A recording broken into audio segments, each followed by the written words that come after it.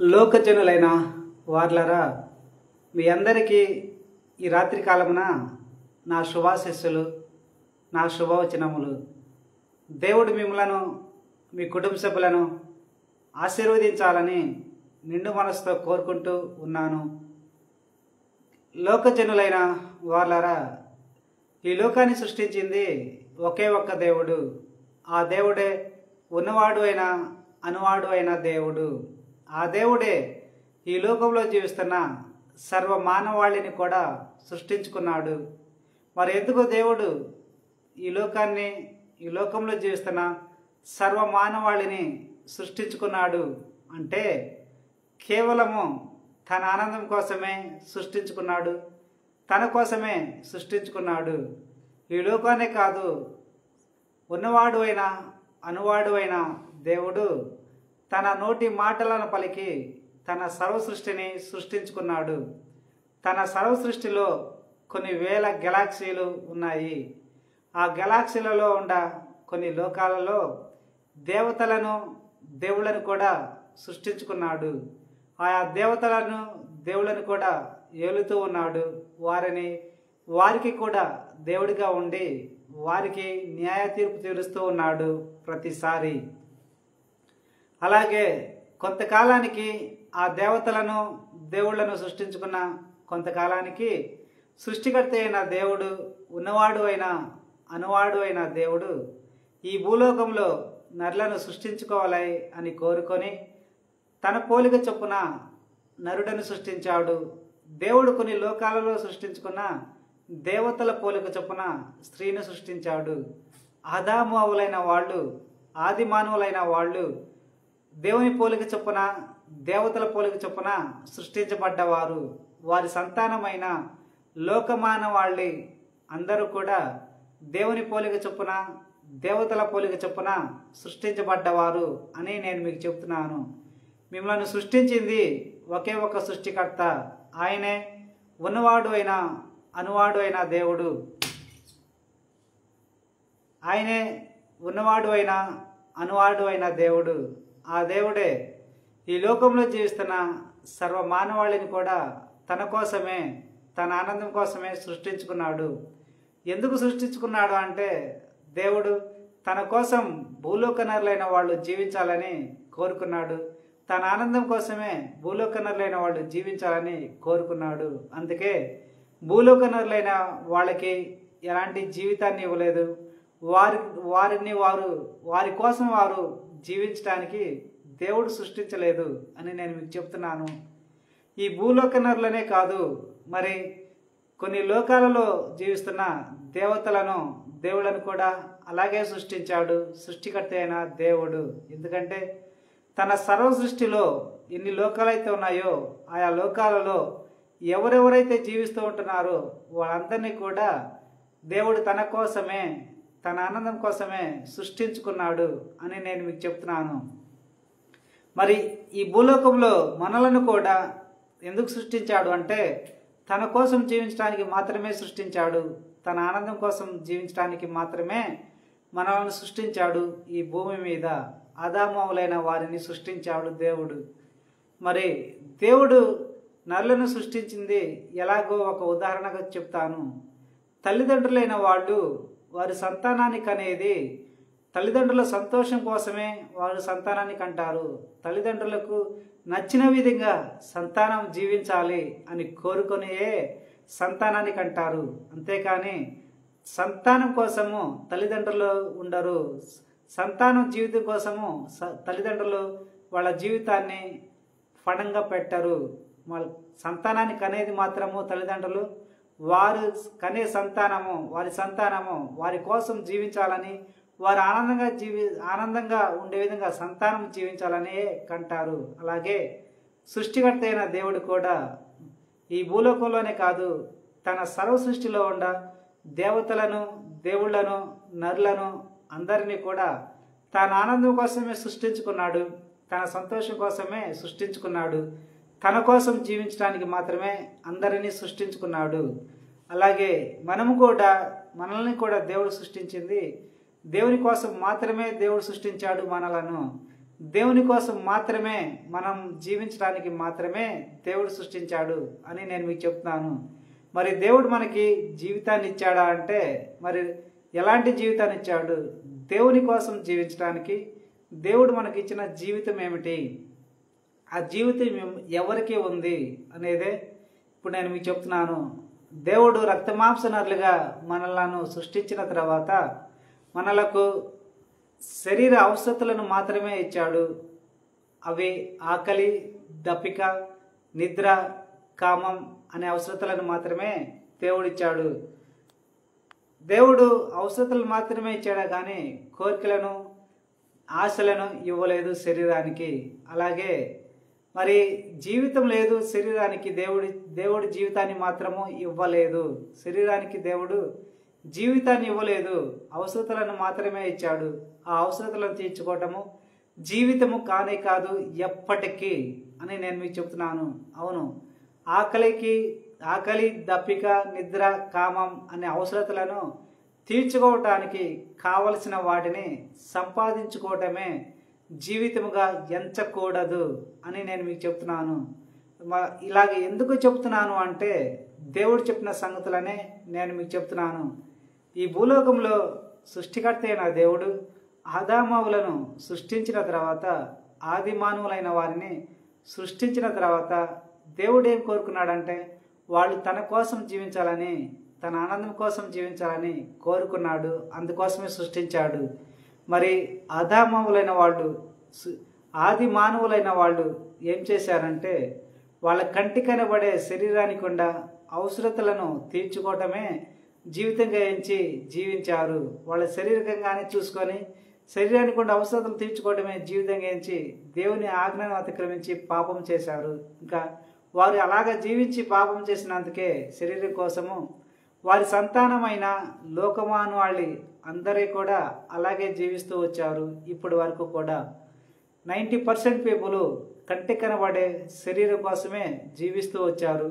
ఎప్పటి నుంచి జీవిస్తూ వచ్చారంటే, ఆదామవుల నుండి ఇప్పటి వరకు భూమి మీద జీవిస్తున్న సర్వ మానవాళి కూడా కంటికి కనబడే రక్తమాంస శరీరం కోసమే జీవించటమే మొదలుపెట్టారు, జీవిస్తూ ఉన్నారు.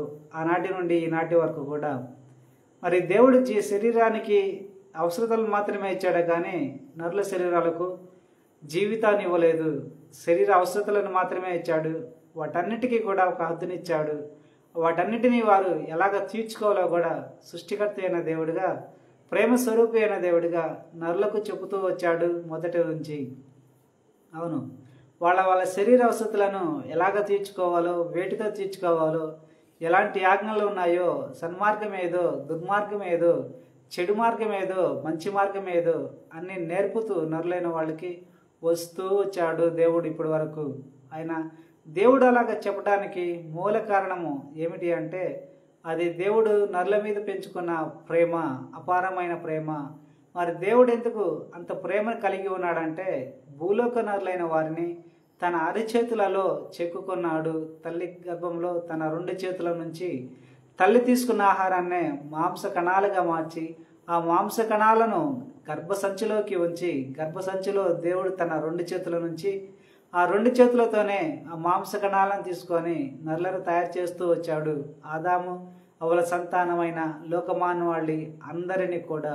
అందుకే తనకు ప్రియమైన నరులుగా దేవుడు సృష్టించాడు భూలోక నరులైన వారిని. మరి ఆదాము నుండి ఇప్పటి వరకు వచ్చిన అన్ని తరాలలో ఉన్న ప్రజలైన వాళ్ళు ఎలాగ జీవించారంటే, దేవుడేమో నరులను రక్తమాంస నరులుగానే కాకుండా వారిలోకి జీవవాయువును ఓదటం వలన నరులు జీవాత్మగా మారారు. మరి జీవాత్మగా ఉండే వారికి దేవుడు ఏ రూపాన్ని ఇవ్వలేదు. ఏ రూపాన్ని ఇవ్వకపోవటం వలన నరులైన వాళ్ళని కనుక్కోలేకపోతున్నారు. ఆదామవుల నుండి ఇప్పటి వరకు జీవించిన ప్రజలు అందరూ కూడా, లోకజనులైన వారందరూ కూడా. ఎందుకంటే కంటికి కనబడే రక్తమాంస నరులుగానే వారిని గుర్తించుకుంటూ జీవాత్మగా వారి శరీరాన్ని బ్రతికిస్తున్న వారిని మరిచిపోయి పాపాలు చేస్తూ వచ్చారు. దేనికోసం పాపాలు చేశారంటే, రక్తమాంస శరీరానికి అవసరాలను తీర్చుకోవడానికి కావలసిన వాటిని సంపాదించుకోవటమే జీవితంగా ఎంచి జీవిస్తూ వచ్చారు. అప్పుడు దేవుని ముందు ఎలాగ కనపడింది వారి జీవితం అంటే, మరి దేవుడు జీవాత్మ నరులకు మాత్రమే జీవితాన్ని ఇచ్చాడు, రక్తమాంస నరులకు జీవితాన్ని ఇవ్వలేదు. ఆకలి, దప్పిక, నిద్ర, కామం అనే అవసరతలను మాత్రమే ఇచ్చాడు. ఆ అవసరతలను తీర్చుకోవటము జీవితం కానే కాదు. మరి జీవాత్మగా ఉన్న వారికి మాత్రమే దేవుడు జీవితాన్ని ఇచ్చాడు. జీవాత్మ అయిన వాళ్ళు తన శరీరంలో ఉండి గుండెను ఆడిస్తూ ఉంటారు. వాళ్ళకి ఏ రూపాన్ని ఇవ్వలేదు జీవాత్మైన నరులకు. జీవాత్మ గుండా మీకు దేవుడు ఏ రూపాన్ని ఇవ్వలేదు. కానీ జీవాత్మైన మిమ్మల్ని మీరు గుర్తించుకొని జీవాత్మగా జీవించాలని మీకు మాత్రమే దేవుడు జీవితాన్ని ఇచ్చాడు. ఆ జీవితం ఏమిటి అంటే, దేవుని కోసం జీవించేదే జీవితము. దేవుని ఆనందం కోసం జీవించేదే జీవితంగా ఎంచి దేవుడు నిర్ణయించి అలాగ జీవాత్మైన నరులకు జీవితాన్ని ఇచ్చాడు. మరి ఆదామవ్వల నుండి ఇప్పటి వరకు జీవించిన నరులైన వాళ్ళు ఎలాగ జీవించారంటే, జీవాత్మగా ఉండే వారిని మరిచిపోయి వాళ్ళు రక్తమాంస నరులుగానే వారిని చూసుకుంటూ శరీరానికి దేవుడిచ్చిన అవసరతలను తీర్చుకోవడమే జీవితంగా ఎంచి పాపాలు చేస్తూ జీవిస్తూ వచ్చారు. మరి దేవుని ముందు వారు చేసిన పాపము ఎలాగ కనపడుతుంది, ఎలాగ కనపడింది అంటే, దేవుడు రక్తమాంస నరులకు శరీర అవసరతలను మాత్రమే ఇచ్చాడు, కానీ శరీర అవసరతలను తీర్చుకోవడం జీవితంగా ఎంచలేదు దేవుడు. శరీరానికి జీవితాన్ని ఇవ్వలేదు దేవుడు. శరీరానికి అవసరతలను మాత్రమే ఇచ్చాడు. కానీ జీవాత్మైన నరులను దేవుడు ఎంచుకొని వారికి మాత్రమే జీవితాన్ని ఇచ్చాడు. ఆ జీవితం కూడా ఏమిటి అంటే, తన ఆనందం కోసం జీవించే జీవితాన్నే ఇచ్చాడు. తన కోసం జీవించే జీవితాన్నే ఇచ్చాడు. లోకమాను వాళ్ళి అందరికీ కూడా మరి భూలోక నరులైన వాళ్ళు ఆదామవ్వల నుండి ఇప్పటి వరకు వచ్చిన అందరూ కూడా ఎలాగ జీవించారంటే, జీవాత్మగా ఉండ వారిని మరిచిపోయారు. మేము ఉండాము అనే సంగతినే మరిచిపోయారు. అలా మరిచిపోయి కంటికి కనబడే రక్తమాంస శరీరానికి ఉండ అవసరతలకు కావలసిన వాటిని సంపాదించుకోవటమే జీవితంగా ఎంచి వాటిని తీర్చుకోవటమే జీవితంగా ఎంచి జీవించారు. మరి అప్పుడు రక్తమాంస శరీరం కోసం పాపాలు చేసి జీవిస్తే ఏం జరిగిందంటే, దేవుడు వారిని జీవాత్మ అయిన వారిని ఈ లోకంలోనే ఉంచాడు. మరి కొందరిని వారు చేసిన పాప ఫలితానికి నరకానికి పంపి అగ్నిలో కాలుస్తూ ఉన్నాడు. నరకంలో భరాయించలేని శిక్షలను వేస్తూ అక్కడ శిక్షలు పొందుకుంటూ ఉన్నారు పాపులైన వాళ్ళు. మరి నరులైన వాళ్ళు జీవించింది రక్తమాంస నరులుగా వారిని గుర్తించుకొని జీవించారు కదా. మరి రక్తమాంస నరులుగా దేవుడు నరకానికి పంపట్లేదు ఎవరిని కూడా. మరి దేవుని ముందు ఎలాగ కానొస్తుందంటే, నరులైన వాళ్ళు జీవించే జీవితము జీవాత్మైన నరులే వాళ్ళ శరీరంలో ఉండి వాళ్ళ శరీరాన్ని బ్రతికిస్తూ, జీవాత్మైన నరులే వాళ్ళ శరీరానికి కొండ కళ్ళను ఉపయోగించుకుంటూ చూస్తూ ఉన్నారని, వాళ్ళ శరీరానికి కొండ నోటిని ఉపయోగించుకుంటూ మాట్లాడుతున్నారని, జీవాత్మైన నరులే వాళ్ళ శరీరాన్ని ఉపయోగించుకుంటూ క్రియలు చేస్తున్నారని దేవుని ముందు కనబడుతుంది. అందుకే జీవాత్మైన నరులు పాపం చేసినట్టుగానే దేవుని ముందు కనబడుతుంది. అందుకే రక్తమాంస నరులుగా నరులైన వాళ్ళు వారిని గుర్తించుకొని పాపాలు చేసినా కూడా ఆ పాపాలనేవి రక్తమాంస నరులుగా దేవుడు ఎంచటం లేదు, దేవుని ముందు కనబడటం లేదు. ఎందుకంటే జీవాత్మైన నరులు చేసిన పాపాలుగానే దేవుని ముందు కనబడుతున్నాయి. జీవాత్మైన నరులు చేసిన పాపాలుగానే దేవుడు ఎంచుతున్నాడు. అందుకే వారిని మాత్రమే నరకానికి పంపి అగ్నిలో కాలుస్తూ ఉన్నాడు. వారిని మాత్రమే ఈ లోకంలో ఉంచి అపవిత్రులుగా మారుస్తూ ఉన్నాడు అని నేను మీకు చెప్తున్నాను. దేవుని జనులైన వారులారా, మీరు కూడా మీ పూర్వీకులైన వారి వలె జీవించమాకండి. ఎందుకంటే ఆదామవ్వల నుండి ఈ తరంలో జీవిస్తున్న ప్రజలు అందరి వరకు కూడా ఎలాగా జీవించారంటే, నేను మరలా చెప్తున్నాను, రక్తమాంస నరులుగా వారిని గుర్తించుకొని కేవలము రక్తమాంస నరులుగానే శరీరానికి ఉండే అవసరతలను తీర్చుకోవటమే జీవితంగా జీవించి చనిపోయారు. అలా చనిపోయినప్పుడు రక్తమాంస నరులుగా దేవుడు వారిని నరకానికి పంపలేదు, అపవిత్రాత్మలుగా మార్చలేదు. మరి జీవాత్మైన నరులుగా పాపాలు చేసినట్టుగానే దేవుని కనబడింది. అందుకే వారిని నరకానికి పంపాడు. వారిలో కొందరిని ఈ భూలోకంలో ఉంచటం వలన వాళ్ళు అపవిత్రాత్మగా మారారు. ఆ అపవిత్రాత్మగా మారిన వాళ్ళు ఎక్కడ ఉంటారు అంటే, లోకాధికారి అయిన సాతాను ఆ అపవిత్రాత్మగా మారిన వారిని తన రాజ్యంలో చేర్చుకొని వారిలోకి దాని పాప జ్ఞానాన్ని, దాని పాప కోరికలను, ఫీలింగ్స్ అన్నిటిని పంపి వారిని మనుషుల మధ్యగా పంపి ఆ మనుషుల శరీరాలు ప్రవేశింపచేసి వారిని జీవింప చేస్తూ ఉంటుంది. అపవిత్రాత్మగా మారిన వారిని ఇలాగే జరుగుతుంది. ఎప్పటి నుంచి జరుగుతుందంటే ఆదాము మొదటి తరం నుంచి ఇప్పటి వరకు వచ్చిన అన్ని తరాల ప్రజలైన వారిలో కూడా అపవిత్రాత్మల జీవితాన్ని జీవిస్తూ ఉంటాయి అని నేను మీకు చెప్తున్నాను. దేవుని జనులైన వాళ్ళరా, ఈ సంగతులు అన్నీ కూడా నేను చెప్పడం లేదు, కానీ దేవుడే ఈ సంగతులన్నీ కూడా నేను చెప్పడం లేదు, కానీ దేవుడు నాకేం చెప్పాడు అంటే భూలోకజ్ఞులైన వాళ్ళు రక్తమాంస శరీరంగానే వారు చూసుకుంటూ జీవిస్తున్నారని దేవుని ముందు కనబడింది. అందుకే ఆదామవ్వల నుండి ఇప్పటి వరకు జీవించిన భూలోకనరులైన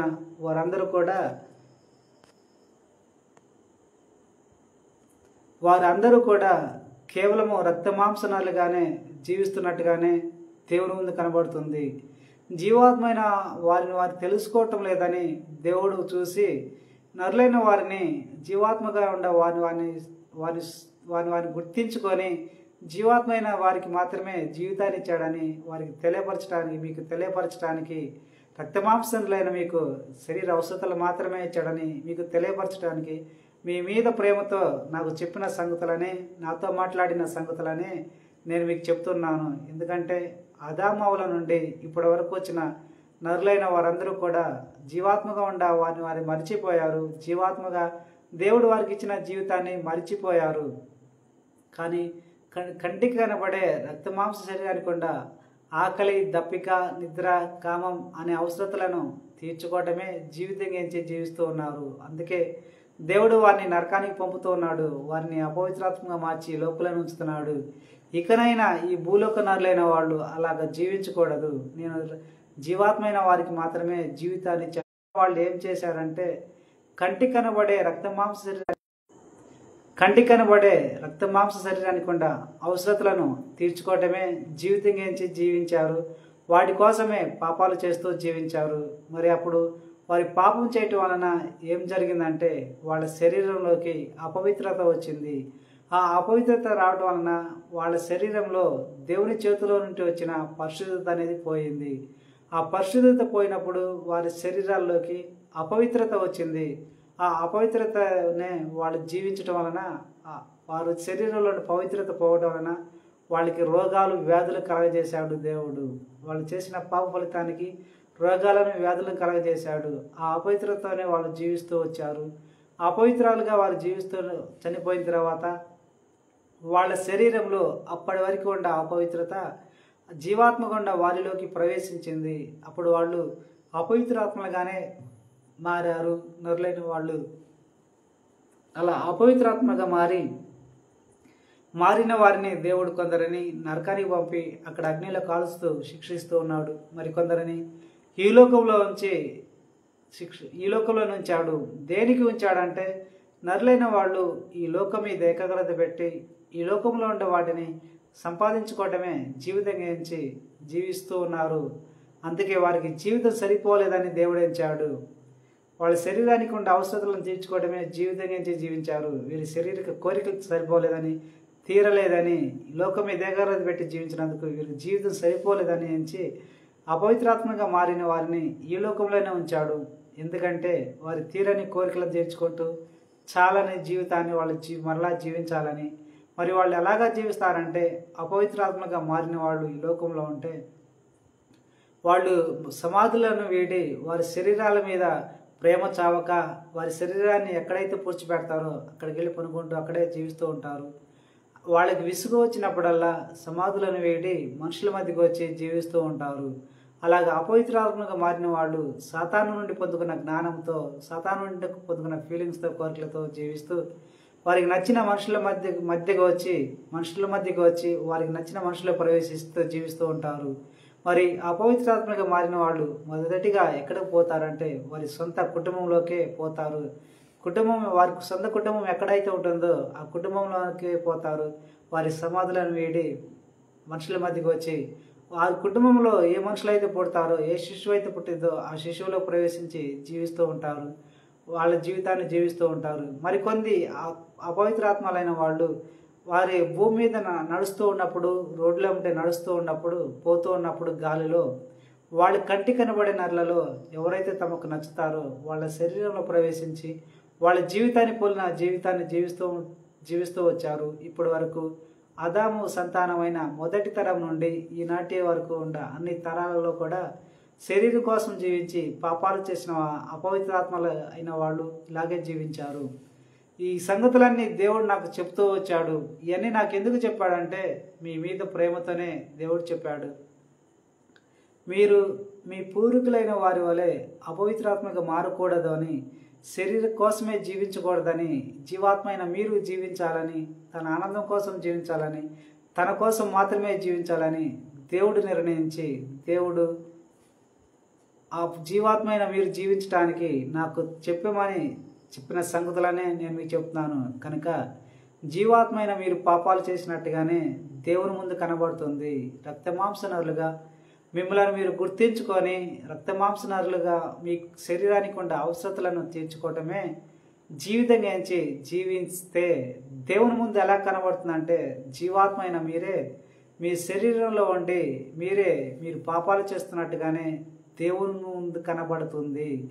అందుకే మీ పూర్వీకులైన వారి వలె మిమ్మల్ని అపవిత్రాత్మగా మార్చుతాడు. కనుక మీరు అపవిత్రాత్మగా మారకుండా ఉండటానికి, నరకానికి పంపకుండా ఉండటానికి, మీరు జీవాత్మగా ఉన్న మిమ్మల్ని మీరు గుర్తించుకొని జీవాత్మగా ఉన్న మీరు దేవుని కోసం జీవించాలని చెప్పమని నాకు చెప్పిన సంగతులనే నేను మీకు చెప్తున్నాను.